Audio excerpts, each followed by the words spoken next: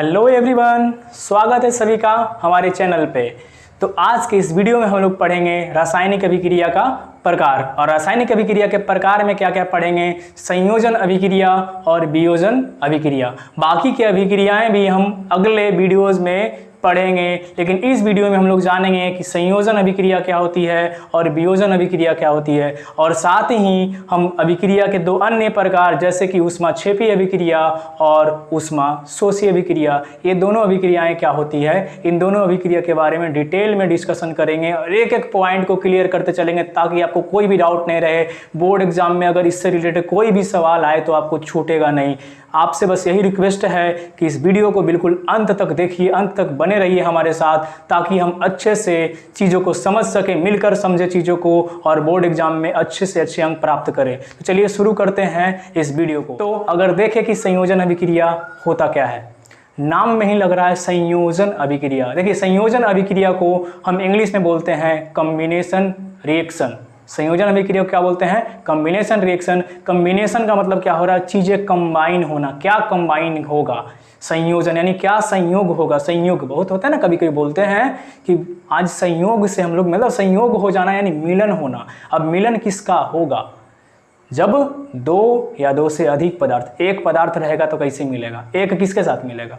तो मिलने के लिए कम से कम एक से अधिक चाहिए, है ना। तो दो या दो से अधिक पदार्थ आपस में संयोग करेंगे। जब दो या दो से अधिक पदार्थ आपस में संयोग करके यानी रासायनिक रूप से क्या करेंगे? संयोग करके एकल उत्पाद का निर्माण करेंगे। उत्पाद किसे कहते हैं? अभिक्रिया के पश्चात बनने वाले पदार्थ को, यानी अभिक्रिया के बाद एक ही उत्पाद का निर्माण हो। तो इस प्रकार के रासायनिक अभिक्रिया को हम लोग बोलेंगे संयोजन अभिक्रिया। अब जब हम यहाँ पे बोलें दो या दो से अधिक पदार्थ, तो पदार्थ क्या होता है? आप 9 में पढ़े हैं कि पदार्थ तो कुछ भी होता है जो स्थान गिरे, लेकिन यहाँ पे जो पदार्थ कहने का मतलब हुआ वो शुद्ध पदार्थ। अब शुद्ध पदार्थ क्या होता है? तत्व या यौगिक। शुद्ध पदार्थ में क्या होगा? या तो तत्व होगा या तो यौगिक होगा। तो जब मिलेगा तो कैसे मिलेगा? या तो तत्व और तत्व आपस में मिले और उसके बाद एक उत्पाद में यौगिक बनेगा, या तो तत्व रहे और यौगिक रहे, वो मिल जाए और उत्पाद में एक यौगिक बनेगा, और या तो दोनों यौगिक रहे और वो मिल जाए और उत्पाद में क्या बनेगा? यौगिक बनेगा। तो इस प्रकार जो होगा दो या दो से अधिक पदार्थ, यानी दो या दो से अधिक पदार्थ। और पदार्थ में यहाँ पे क्या है? तत्व या यौगिक। तो हम ये भी बोल सकते हैं दो या दो से अधिक तत्व या यौगिक संयोग करके एकल उत्पाद का निर्माण करते हैं। तो इस अभिक्रिया को हम संयोजन अभिक्रिया कहते हैं। अगर हम एग्जाम्पल को समझे बढ़िया से, बोर्ड देखिए, जैसे एग्जाम्पल की अगर बात करें तो मैग्नीशियम, ठीक है, और साथ में ऑक्सीजन। अगर मैग्नीशियम और ऑक्सीजन मिलेगा, मैग्नीशियम और ऑक्सीजन मिलेगा तो होगा क्या कि मैग्नीशियम का ऑक्साइड बनेगा। क्या बनेगा? मैग्नीशियम का ऑक्साइड बनेगा। अब जब मैग्नीशियम का ऑक्साइड बनेगा तो यहाँ पे अगर हम देखें तो एक पदार्थ और दूसरा पदार्थ, और ये दोनों पदार्थ है क्या? तो तत्व है। क्या है? तत्व है। ऐसा तो लिखे हुए हैं, तो किसी को हम लिखते हैं मॉलिक्यूल के रूप में यानी अणु के रूप में, और किसी को लिखते हैं परमाणु के। लेकिन यहाँ पे रिएक्शन में तो परमाणु ही भाग लिए। अब यहाँ पे हो क्या रहा है कि तत्व और यहाँ पे यौगिक बना, ठीक है। तो दो या दो से अधिक, यहाँ पे दो है और मिला तो क्या बना है? एक पदार्थ का निर्माण, यानी एकल उत्पाद का निर्माण हुआ। तो यानी ये जो रिएक्शन हो गया वो एग्जाम्पल हो गया किसका? संयोजन अभिक्रिया का। और एक बिल्कुल सिंपल सा एग्जाम्पल, H2 और प्लस O2। अब ये मिला तो क्या बनता है? H2O बनता है। क्या बनता है? H2O यानी जल बनता है। तो यहाँ भी आपस में दो पदार्थ हैं और यहाँ भी दोनों तत्व हैं, और ये अगर मिले हैं तो क्या बनाया है? H2O, यानी किसका निर्माण हुआ है? जल का निर्माण हुआ है। तो दो मिला और एक बना, तो ये भी किसका हो जाएगा उदाहरण? संयोजन अभिक्रिया का उदाहरण। और भी अगर हम उदाहरण की बात करें, और उदाहरण क्या है? जैसे कि CaO, इसे हम क्या बोलते हैं? कैल्शियम ऑक्साइड यानी कली चूना। और ये अगर मिल जाता है किसके साथ? जल के साथ। यानी कली चूना में हम जब जल मिलाते हैं, ये रिएक्शन हम करते हैं घरों में, पुताई यानी सफेदी करना होता है उस समय, तब ये मिलता है। तब यहाँ पे मिलने के पश्चात बनता है कैल्शियम हाइड्रोक्साइड। CaO और प्लस H2O और साथ में क्या बनता है कैल्शियम हाइड्रो ऑक्साइड। तो ये जो यहाँ पे मिला है तो यहाँ पे क्या है, ये भी एक यौगिक है और ये भी एक यौगिक है। तो मैंने बताया कि पदार्थ में या तो तत्व और तत्व होगा, या तो यौगिक और यौगिक होगा, या तो तत्व और यौगिक हो सकता है, और मिलने के बाद एक ही पदार्थ का निर्माण करेगा, यानी एकल उत्पाद बनेगा। तो वैसी अभिक्रिया क्या होती है, संयोजन। और यहाँ भी सेम वैसे ही हो रहा है। इसमें होता क्या है कि बहुत अत्यधिक मात्रा में ऊष्मा भी निकलता है। क्या निकलता है, ऊष्मा निकलता है।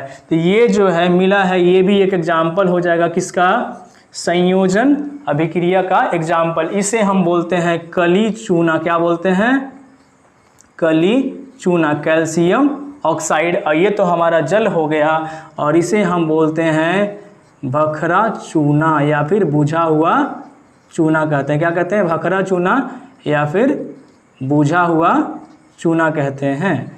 अब बुझा हुआ चूना जो अगर हम बोल रहे हैं तो इसे हम बोल सकते हैं बिना बुझा हुआ चूना। बुझा हुआ चूना कैसे, मतलब पानी डाल दिए ना तब ये बुझ गया, वही ये बुझा हुआ चूना। यानी अब जो इसका असर हुआ वो कम गया, तो ये हो गया बुझा हुआ चूना, और ये हो गया कली चूना, यानी बिना बुझा हुआ चूना भी कह सकते हैं। तो अगर आपके एग्जाम में आए, ऑप्शन करके रहेगा ऑब्जेक्टिव वाले सवाल में कि निम्न में से कौन कली चूना है, तो एक ऑप्शन में रहेगा CaO, तो आप उसे लगाएंगे कैल्शियम ऑक्साइड। अगर आपके ऑप्शन में रहेगा, क्वेश्चन रहे कि निम्न में से कौन बुझा हुआ चूना है या भखरा चूना है, तो अगर आप ऑप्शन में क्या लगाएंगे, calcium hydro oxide, calcium hydroxide, CaOH का होल 2। तो ये हमारा हुआ संयोजन अभिक्रिया का एग्जाम्पल। अब इस अभिक्रिया में हुआ क्या है कि साथ में ऊष्मा निकला है। क्या निकला है, साथ में ऊष्मा निकला है। अगर ऊष्मा निकला है तो यही अभी हम बोल रहे थे कि एक पढ़ेंगे ऊष्मा क्षेपी अभिक्रिया और दूसरा पढ़ेंगे ऊष्मा शोषी। तो उसे हम यहीं पे देखते हैं कि जिन अभिक्रियाओं में, जिन रासायनिक अभिक्रियाओं में क्या होगा कि उत्पाद के साथ साथ क्या होगा कि ऊष्मा भी निकले, यानी उत्पाद के साथ क्या होगा, ऊष्मा निकले। अब ऊष्मा ऊर्जा एक प्रकार का क्या एनर्जी के फॉर्म में, ऊर्जा के फॉर्म में है। तो जिन रासायनिक अभिक्रियाओं में प्रतिफल के उत्पाद के साथ साथ ऊष्मा भी क्या हो निकलेगा, तो वैसी अभिक्रियाओं को हम क्या कहेंगे, ऊष्मा क्षेपी अभिक्रिया। ऊष्मा निकलना यानी ऊष्मा क्षेपी अभिक्रिया। अब जब ऊष्मा क्षेपी अभिक्रिया होगा तो इस तरफ के तुलना में, यानी अभिकारक के तुलना में प्रतिफल के तरफ का द्रव्यवती जो ऊष्मा होगा, यानी टेम्परेचर जो होगा वो अत्यधिक होगा, क्योंकि ऊष्मा रिलीज हो रहा है, ऊष्मा निकल रहा है। तो ऊष्मा का निकलना ऊष्मा क्षेपी अभिक्रिया कहलाता है। जरूरी नहीं है कि सिर्फ संयोजन अभिक्रिया ही ऊष्मा क्षेपी अभिक्रिया हो। जिन जिन अभिक्रियाओं में ऊष्मा निकलेगा, यानी उत्पाद के साथ साथ अगर ऊष्मा भी आपको निकलता हुआ दिखाई पड़े, यानी फील हो, अब दिखाई ना पड़े तो आप कंटेनर को, यानी जहाँ पे रिएक्शन हो रहा है वहाँ पे आपको असर पड़े कि क्या हो रहा है, ऊष्मा एनर्जी के फॉर्म में भी निकल सकता है। तो अगर आपको ऐसा दिखाई प्रतीत हो कि ऊष्मा क्या हो रहा है, निकल रहा है, तो उन अभिक्रियाओं को हम बोलेंगे ऊष्मा क्षेपी अभिक्रिया। दीवारों की पुताई, यानी जब कली चूना है वो मिल जाता है जल के साथ तो क्या बन जाता है, भखरा चूना, यानी चूना जल टाइप का बन जाता है, घोल टाइप का, सॉल्यूशन टाइप का। और उसे हम क्या करते हैं, दीवारों में व्हाइट वॉशिंग करते हैं, पुताई करके दीवारों को चमकाते हैं ना, पूरा चमकाते हैं, अलग अलग प्रकार का कलर भी मिलाते हैं। लेकिन चमक कब आता है, चमक जब पूरा का पूरा दीवार सूख जाता है दीवार, उसके बाद चमक आती है। अब उस दौरान क्या होता है, उस दौरान होता क्या है कि ये कैल्शियम ऑक्साइड तो जल के साथ मिलाकर हम कैल्शियम हाइड्रोक्साइड बना दिए। कैल्शियम ऑक्साइड को जल के साथ मिलाकर कैल्शियम हाइड्रोक्साइड बना दिया गया। लेकिन हुआ क्या कि जब ये हुआ उसके पश्चात ये कैल्शियम हाइड्रोक्साइड जो है, जो कैल्शियम हाइड्रोक्साइड है वो वायुमंडल में मौजूद, यानी हमारे आसपास जो कार्बन डाइऑक्साइड भटक रहा था उसके साथ रिएक्शन कर लिया, और ये कैल्शियम हाइड्रोक्साइड कार्बन डाइऑक्साइड के साथ क्या कर लिया, रिएक्शन करने के बाद कैल्शियम कार्बोनेट बना लेता है, यानी CaOH का होल 2 और साथ में कार्बन डाइऑक्साइड का फॉर्मूला CO2। अब ये दोनों अभिक्रिया करके बना दिया कैल्शियम कार्बोनेट। क्या बना दिया, कैल्शियम कार्बोनेट, और साथ में जल जो हुआ वो वाष्प के रूप में उड़ गया, क्योंकि सारा जल क्या हुआ, सूखने के बाद उड़ गया। अब हमारे दीवारों पर क्या होती है, एक चमक आती है। तो जो चमक आती है वो कैल्शियम कार्बोनेट के कारण चमक आती है, ठीक है। तो वो चमक किसके कारण आती है? कैल्शियम कार्बोनेट के कारण। और ये हुआ कैसे? जब कैल्शियम हाइड्रोक्साइड कार्बन डाइऑक्साइड के साथ मिला और मिलने के बाद जब ये रिएक्शन हुआ तो रिएक्शन होने के बाद कैल्शियम कार्बोनेट बना। और कैल्शियम कार्बोनेट जो कि संगमरमर का भी सूत्र होता है, बहुत सारा चीज, खड़िया का भी सूत्र होता है, चूना पत्थर, ये सारा सूत्र होता है कैल्शियम कार्बोनेट, सबका ही फॉर्मूला कैल्शियम कार्बोनेट होता है। अंडा का आप ऊपर वाला लेयर जो होता है ना एग का, अंडा का, उसका भी फॉर्मूला कैल्शियम कार्बोनेट ही होता है। तो उसी प्रकार एक चमक आ जाती है। अब बात अलग है कि सब अलग अलग रंग का इस्तेमाल करता है, कोई पीला, हरा, अलग अलग लाल, नीला, ब्लू, जो भी अलग अलग रंग का इस्तेमाल करेगा तो उस अनुसार से चमक आएगा। संयोजन अभिक्रिया का और कुछ एग्जाम्पल की बात करें तो जैसे कि कोयले का जलना, तो कोयला अगर जल रहा है तो कोयला में क्या पाया जाता है? कार्बन। तो कार्बन और जलाने के लिए क्या होता है? ऑक्सीजन जरूरी है। तो कार्बन प्लस ऑक्सीजन, कोयले का जलना में क्या हो जाएगा? कार्बन और प्लस ऑक्सीजन। और जब कार्बन प्लस ऑक्सीजन जब होगा रिएक्शन तो बनेगा कार्बन डाइऑक्साइड। तो यहाँ भी अगर हम देखें तो कार्बन है और ऑक्सीजन है, यानी अभिकारक के तरफ 2 है और प्रतिफल के तरफ 1 ही बना है, यानी एकल उत्पाद का निर्माण हुआ है। तो इस अभिक्रिया को भी हम क्या बोलेंगे? संयोजन अभिक्रिया। ठीक है। अगर ऊष्माक्षेपी अभिक्रिया का और एग्जाम्पल की बात करें तो ऊष्माक्षेपी अभिक्रिया में और एग्जाम्पल क्या होगा? प्राकृतिक गैस का दहन। प्राकृतिक गैस किसे कहते हैं? मीथेन को। मीथेन को क्या कहते हैं? प्राकृतिक गैस। और उसका फॉर्मूला होता है CH4। तो अगर प्राकृतिक गैस का दहन करेंगे यानी CH4 और plus O2, CH4 plus O2 जब ये रिएक्शन करेगा तो वापस से बनेगा कार्बन डाइऑक्साइड गैस और क्या बनेगा? जल वाष्प बनेगा, यानी CO2। और वो कैसा होगा? गैस के रूप में, यानी गैसीय अवस्था में। और जल वाष्प बनेगा वो, यानी जल भी बनेगा वो गैसीय अवस्था में, यानी H2O, वो भी गैसीय अवस्था में। और साथ में क्या होगा? ऊष्मा निकलेगा। तो इसलिए क्या हो गया? यह ऊष्माक्षेपी अभिक्रिया का उदाहरण हो गया। अगर ऊष्माक्षेपी अभिक्रिया की बात करें तो जैसे श्वसन, यानी श्वसन भी क्या है? जब हम लोग श्वसन करते हैं ये भी एग्जाम्पल हो गया ऊष्माक्षेपी अभिक्रिया का। जब हम श्वसन करेंगे तो होता क्या है रिएक्शन में कि जो भी हम भोजन किए हैं वो सारा भोजन क्या होता है? ग्लूकोज के फॉर्म में टूट जाता है। और ग्लूकोज का फॉर्मूला क्या होता है? C6H12O6। और वो क्या होता है? ऑक्सीजन के साथ रिएक्शन कर लेता है। तो C6H12O6 ये हो गया ग्लूकोज का फॉर्मूला। और श्वसन के दौरान हुआ क्या? ऑक्सीजन जब हम इनहेल किया यानी अंदर ऑक्सीजन को लिए तो C6H12O6 ऑक्सीजन के साथ रिएक्शन किया यानी ऑक्सीजन उसको जलाया अंदर और वो बन गया क्या? Carbon dioxide. और क्या बन गया? जल। और साथ में ऊर्जा हमें प्रदान किया। ठीक है। तो ऊर्जा प्रदान किया तो इसलिए ये क्या हो गया? ऊष्माक्षेपी अभिक्रिया का उदाहरण हो गया। अब हम लोग जानेंगे वियोजन अभिक्रिया क्या होता है। तो वियोजन अभिक्रिया बिल्कुल संयोजन अभिक्रिया का उल्टा होता है। वियोजन मतलब वियोग होना, अलग होना, टूटना।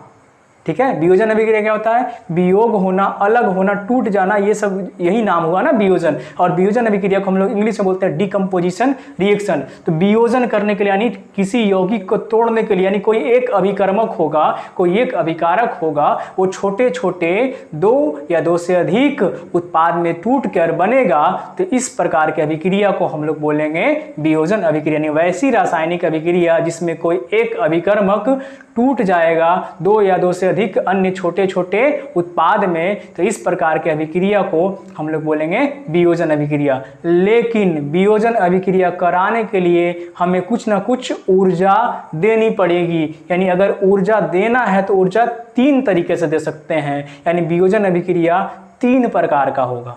वियोजन अभिक्रिया कितने प्रकार का?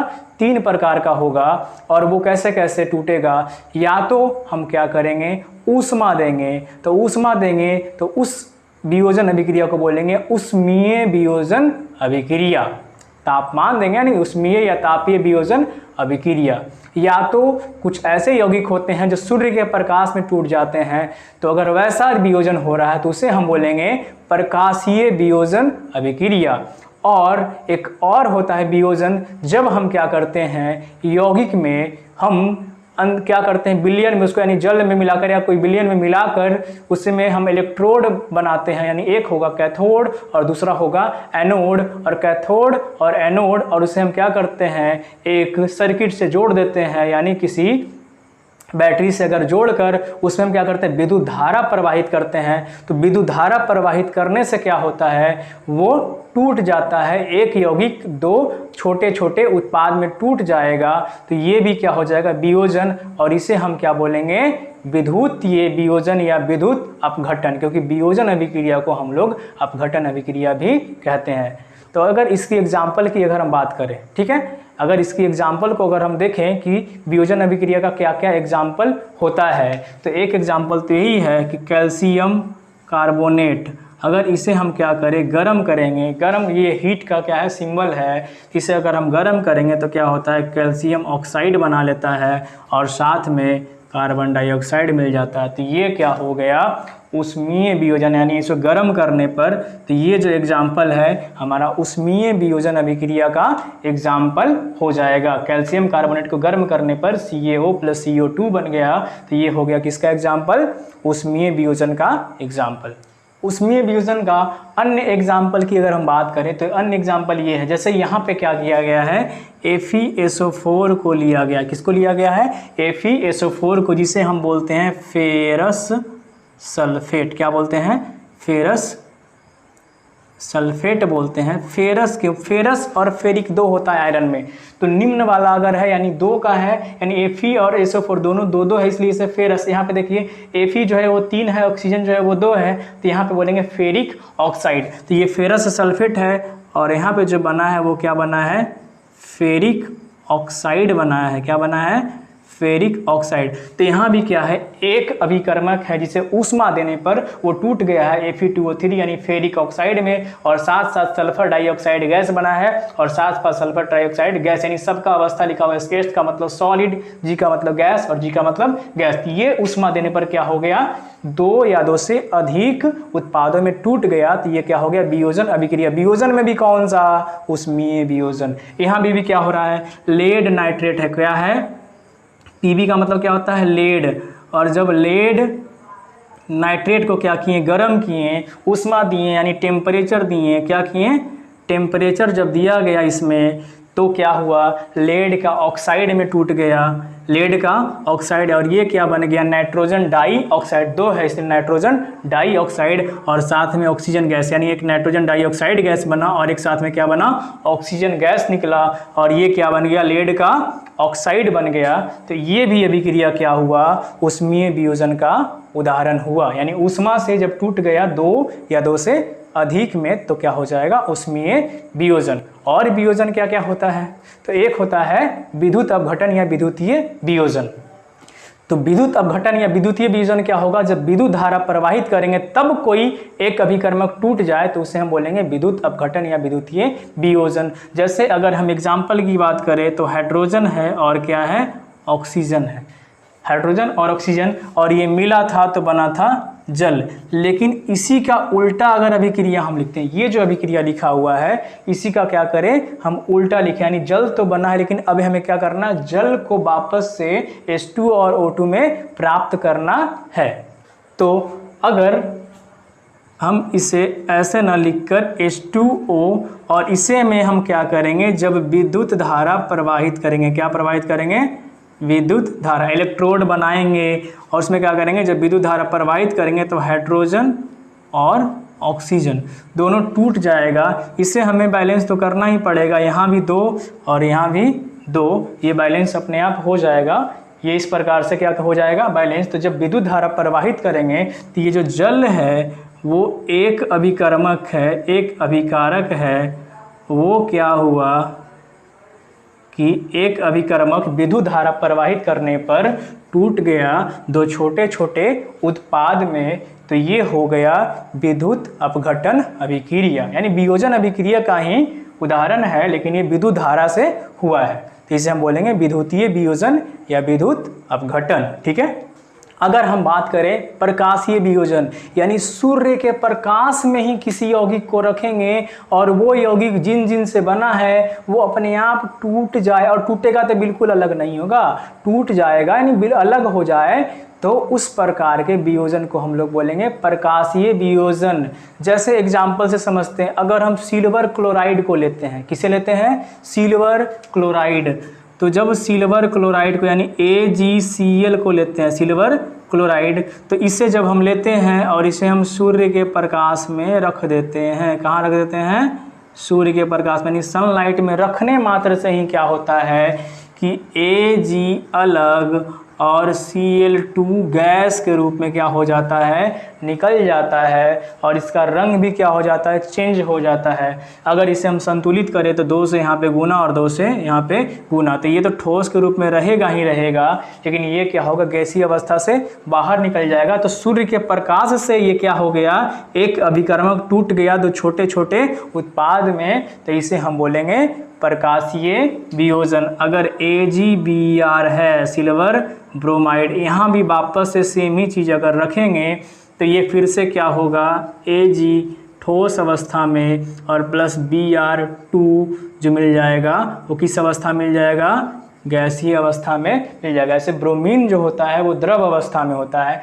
तो गलित अवस्था में हम बोल सकते हैं कि लिक्विड और गैस के फेज में बिल्कुल मिलेगा, ठीक है। ऐसे तो रूम टेम्परेचर पे ये कैसा पाया जाता है? लिक्विड अवस्था में, लेकिन जो प्रकाशीय वियोजन होगा तो सूर्य के प्रकाश में ना होगा, तो सूर्य के प्रकाश में होगा तो रूम टेम्परेचर से ज़्यादा ना होगा, तो रूम टेम्परेचर ज़्यादा होगा तो हो सकता है लिक्विड और गैस, यानी जब मेनली तो गैस में रहेगा, लेकिन लिक्विड के फेज में अगर कुछ कुछ रहे तो उसमें ऐसा घबराने की बात नहीं है। तो ये इसको भी रिएक्शन करो, अगर बैलेंस करेंगे तो 2Ag और यहाँ पर 2 से गुना हो जाएगा। तो जो ये दोनों हमारा एग्जाम्पल है वो हो गया प्रकाशीय वियोजन का उदाहरण। तो वियोजन जब पढ़ना शुरू किए तो वियोजन में हम ये पढ़ें कि अभिक्रिया जो होता है वो 3 प्रकार से वियोजन होता है, या तो सूर्य के प्रकाश से, या तो विद्युत धारा से, और या तो फिर ऊष्मा देने पे यानी तापीय प्रभाव से। तो जब हम ऊष्मा दे रहे हैं तो ऊष्मा देना यानी ऊष्मा को क्या कर रहा है? कोई यौगिक जो है, कोई अभिकर्मक जो है वो ऊष्मा को ले रहा है, यानी ऊर्जा को ले रहा है। यहाँ भी सूर्य के प्रकाश के द्वारा ऊर्जा दिया गया, एक जगह विद्युत अपघटन किए यानी विद्युत के द्वारा ऊर्जा दिया गया। तो ये सारी अभिक्रियाएं हम बोल सकते हैं कि ऊष्मा शोषी। अब ऊष्मा शोषी जो हम बोले हैं, हम जो बोले थे ना ऊष्मा क्षेपी और ऊष्मा शोषी, तो अब अगर हम जाने कि ऊष्मा शोषी अभिक्रिया क्या होता है, तो जिन अभिक्रियाओं में क्या हो, हमें अभिक्रिया कराने के लिए क्या हो, वो आसपास सराउंडिंग से यानी अपने आसपास से, या फिर हमें उसमें क्या करना पड़े? ऊष्मा देना पड़े, या खुद से अपने आसपास से क्या कर ले? ऊष्मा को ले और वो रिएक्शन आगे की ओर बढ़े, फॉरवर्ड हो। तो इस प्रकार के रिएक्शन को हम बोलेंगे ऊष्मा शोषी अभिक्रिया। यानी जितने भी वियोजन अभिक्रिया है सब में एक प्रकार से ऊष्मा हमको देना पड़ा, यानी वो क्या किया? अभिक्रिया करने के लिए एनर्जी को लिया है। तो ये सारी अभिक्रियाएं हो सकती है ऊष्मा शोषी अभिक्रिया। आपको याद रहना चाहिए कि ये सारी अभिक्रिया क्या हो सकती है? ऊष्मा शोषी अभिक्रिया। कौन सा? जो वियोजन वाला लिखे हैं वो सब, पहले वाला नहीं, ठीक है ना। तो ये सब हो जाएगा ऊष्मा शोषी अभिक्रिया। अगर ऊष्मा शोषी अभिक्रिया का और एक एग्जाम्पल लें तो ये भी हम बता रहे हैं N2 और प्लस H2 और ये मिलता है तो बनता है NH3। N2 प्लस H2 मिलकर बनता है NH3 अमोनिया जिसे हम बोलते हैं। तो एक प्रकार का तो संयोजन अभिक्रिया है, लेकिन इस अभिक्रिया में भी क्या होता है? टेम्परेचर जो है वो डाउन हो जाता है, कम हो जाता है, यानी इसे भी हम क्या बोलेंगे? ऊष्मा शोषी अभिक्रिया। इसे भी हम क्या बोलेंगे? ऊष्मा शोषी अभिक्रिया के अंतर्गत रखेंगे। और ये अभिक्रिया जो होती है वो दोनों दिशाओं में चलती है, इसीलिए इस अभिक्रिया को हम लोग द्विगामी अभिक्रिया भी कह सकते हैं, यानी दोनों दिशाओं में चल रहा है, यानी इस अभिक्रिया को हम क्या बोल सकते हैं? द्विगामी। तो हमने जाना कि संयोजन और वियोजन अभिक्रिया क्या होता है, और साथ साथ यह जाना कि ऊष्मा क्षेपी और ऊष्मा शोषी अभिक्रिया क्या होता है। आगे की वीडियो में हम लोग जानेंगे कि विस्थापन अभिक्रिया क्या होता है और द्विविस्थापन अभिक्रिया क्या होता है। फिर जानेंगे एक छोटा सा पार्ट अवक्षेपण अभिक्रिया क्या होता है। फिर उसके बाद हम लोग जानेंगे ऑक्सीकरण और अवकरण अभिक्रिया के बारे में। यानी ऐसे कर करके हम पार्ट बाई पार्ट पूरे चैप्टर को ख़त्म करेंगे। तो बने रहिए हमारे साथ और पूरे सिलेबस को ख़त्म करेंगे मज़े से, और बिल्कुल बोर्ड एग्ज़ाम में अच्छा से अच्छा स्कोर करेंगे। तब तक के लिए धन्यवाद। मिलेंगे अगले वीडियो में।